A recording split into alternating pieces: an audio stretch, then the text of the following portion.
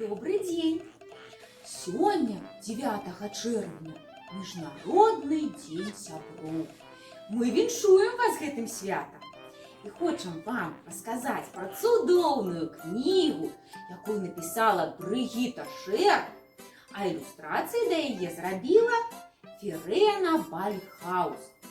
Кніга называецца «Пакатун і Паляшун».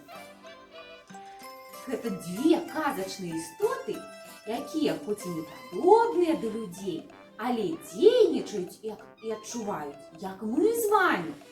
Характары ў іх вельмі розныя. Пакатун энергічны, рызыкоўны, на месцы яму ніяк не сядзіцца. А вось Паляшун стрыманы, памяркоўны, часам трохі баязлівы. Як і ў любых адносінах, у іх бываюць імкненні пяшчоты, і супольныя гульні, адкрыцці і нават сваркі. Але яны сапраўдныя сябры.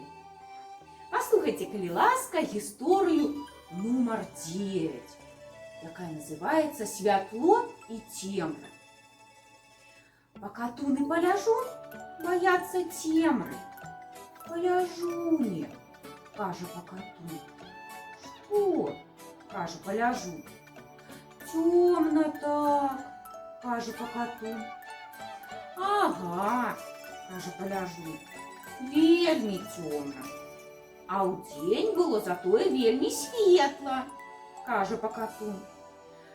«Вельмі светла», – кажа Паляжун. «Добра, што ты тут». «Так», – кажа Пакатун, – «іначай цемры не вытрываць». Паважаныя сябры, чытаем цудоўную кнігу Брыгіты Шэр «Пакатун і Паляжун». Гісторыя 14. Прытуліўся. Пакатун і Паляжун бяруцца за рукі.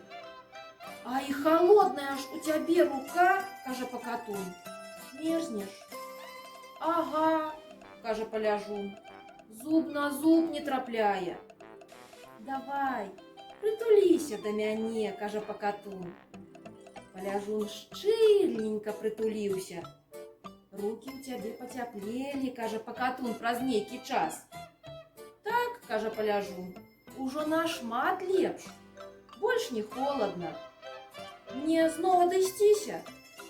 «Можаш заставацца каля мяне, колькі захочаш», – кажа Пакатун.